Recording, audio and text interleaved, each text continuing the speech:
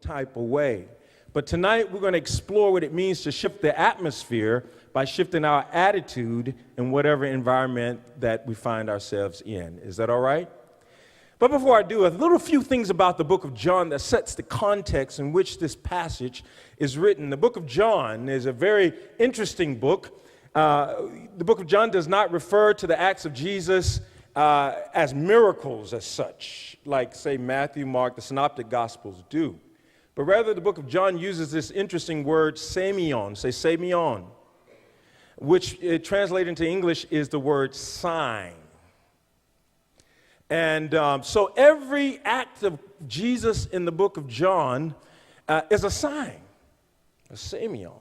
A sign, these, what we would refer to in the other Gospels as miracles, they're referred to as sign because they are confirmation. He's the one. The things that Jesus do are not just to show off his ability to work miracles, but to show who he is, quite differently from the book of Mark, where you have that messianic secret where Jesus say, wait, don't tell anybody who I am. In the book of John, in this chapter that we're going to be studying tonight, he outright says, I, the one who's speaking to you, am the one. This is what he says to the woman who's at the well. What's interesting also about the book of John is that there are 7 signs and then one great sign, which represents number 8, and in Hebrew tradition, 8 represents the new beginning. Number 7 is the number of completion. The first sign is the turning of water to wine in chapter number 2. The second one is the healing of the noblewoman's son in chapter number 4, 46 following. The third sign, healing the man at Bethesda, chapter number 5, verse 1 through 47. The fourth sign, feeding of the 5,000, chapter number 6, verses 1 through 4. The fifth sign, the walking on the water, in 6:15 through 21. The sixth sign, healing the blind man, in chapter number 9, verses 1 through 41. The raising of Lazarus, which is the seventh sign, verses chapter number 2 through 11, we see 7 signs. And then the greatest sign of all is Christ's resurrection, which also shows up in the other Gospels. And then there are 7 I am statements. I am the bread of life. I am the light of the world. Before Abraham was, I am. I am the good shepherd. I am the resurrection and the life. I am the way, the truth, and the life. I am the true vine. All of these I am statements, sort of rooted in the Hebraic tradition, where God speaks to Moses and tells Moses that, and I know in our English Bible, in King James Version particularly, it says, when Moses said, Lord, tell me, who am I going to tell them sent me down to tell Pharaoh to let the people go? And God says to them in King James Version of the Bible, tell them that I am sent you. Now, that I am is filtered through the Greek language, egoimi, which translates into English as I am that I am, but if we just translate it right out of the Hebrew into English, it's something like, I am the one who shall perform. Touch a neighbor and say, he will do it.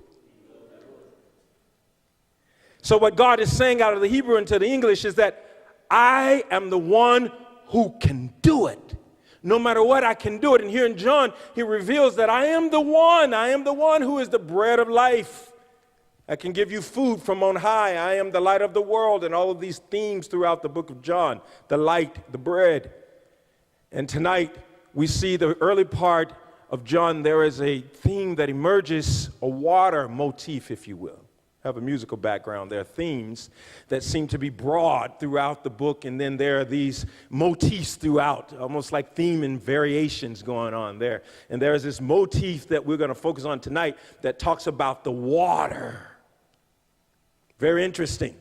Then I'll return to that, but there are 7 witnesses in John. There's John the Baptist, who is a witness. There's Nathaniel, who's a witness. Peter, who's a witness. Jesus, the central and greatest witness. There's Martha. There's Thomas.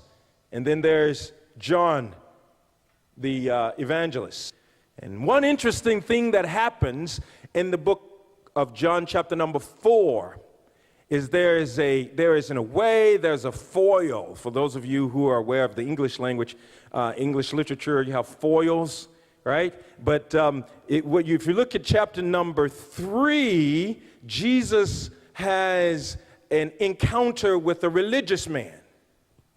His name is Nicodemus, and he is a teacher of the Jews, right? And he comes to Jesus, if you remember know the story, he comes to him when? At night. Very interesting. Now watch this foil. He's the likely one to get it, to understand the sign, to understand who Jesus is. He's the likely one, because he's a religious man. He's a teacher. But then there's something interesting. He comes at night. Chapter number 4, there's a flip in the script. There's a woman who Jesus encounters in the 6th hour of the day around about 12 o'clock noon. She's the unlikely one to get it because she's a woman. She's a Samaritan.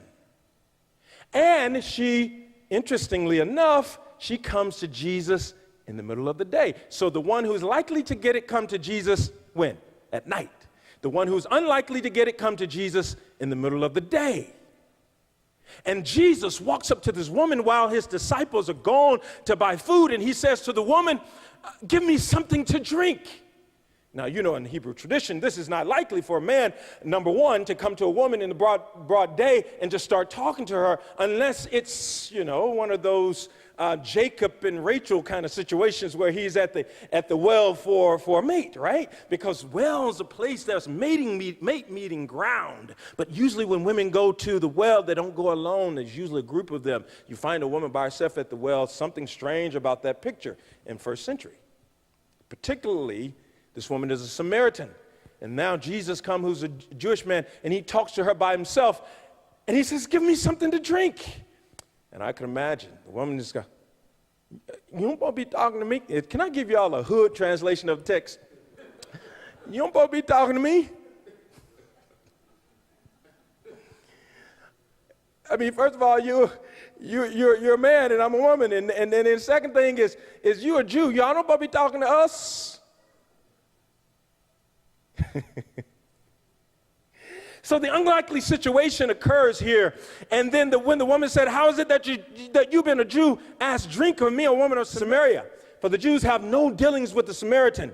Jesus answers her, if you knew the gift of God and whom it is that is saying to you, give me to drink, you would have asked him and he would have given you living water. The first point tonight in shifting the atmosphere, because this is what is happening in this text. Jesus is about to shift things. And in order to shift things, Jesus beckons the woman to insight. If we want to shift the atmosphere, we have to have insight. And this is the difficulty in chapter number 3. There is a religious man who just didn't have the insight. Jesus said to them, you are ruler of the Jews. How is it that you don't get it? Many of us in here tonight, we're religious, we've been saved a long time, but God is saying that I want to do some things in the community, but for me to do it, I need to shift your sight. You need to go from superficial observation to an insight that is necessary to make this shift.